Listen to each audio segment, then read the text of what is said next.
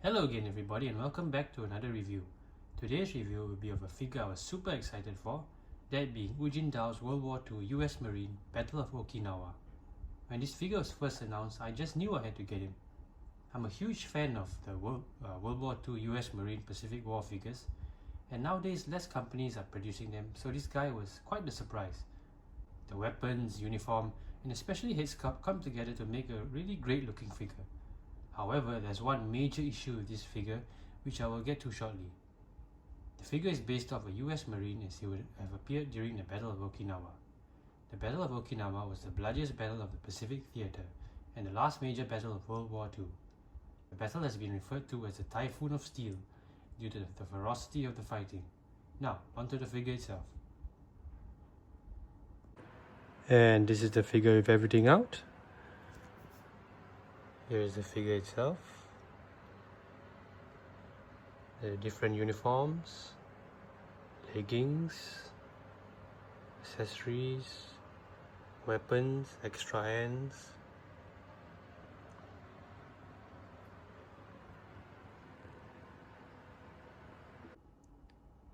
And let's take a closer look at the figure, starting with the head. Here he is with his helmet, with the camo cover, which looks great, and the head sculpt, which I think is excellent. Definitely the highlight of the figure. Not too sure who it's supposed to resemble. If anybody knows, do let me know. And the uniform. Here's his ammo belt. I know it's not supposed to be worn like this, but of course it comes with two belts, and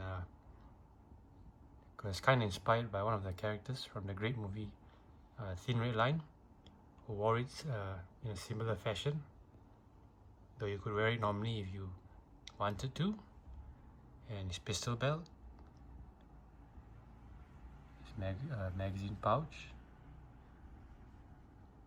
his holster, first aid kit,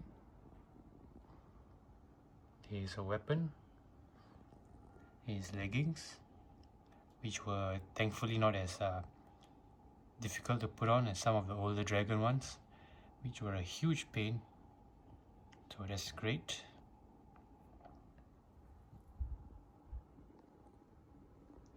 Now let's take a look at the back of the figure. And this is the back of the figure, starting with the head. Here's a rear shot of the helmet.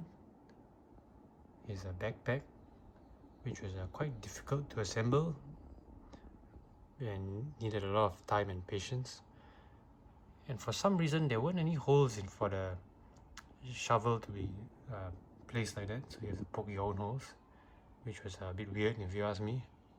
Maybe just a design flaw.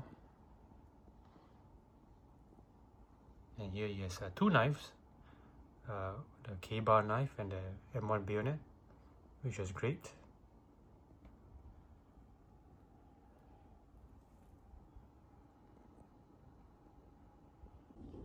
And here the weapons the figure comes with. His primary weapon being the classic M1 Garand, which looks superb if you ask me.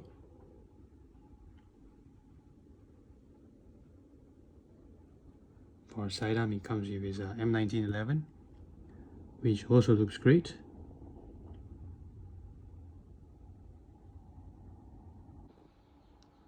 Yes, so as you can see, this is the only real kind of combat pose this figure can achieve, that being stabbing someone with a bayonet.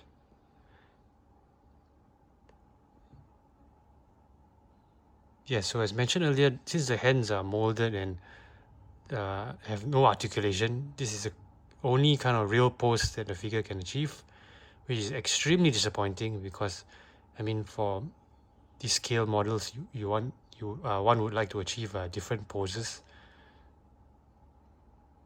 and having one exact pose isn't really isn't great. So yeah, extremely disappointing. I'm very sad that this figure is like this. I hope the company that made this figure learns from this and never does this again.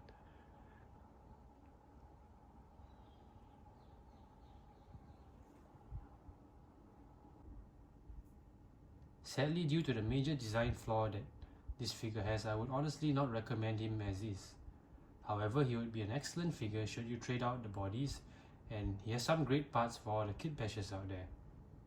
I do hope one of the bigger companies will make a better US Marine figure in the future. Hopefully maybe a shotgunner or even a flamethrower operator. Anywho, thank you for joining me on today's review, and I hope to see you all again soon. Ciao!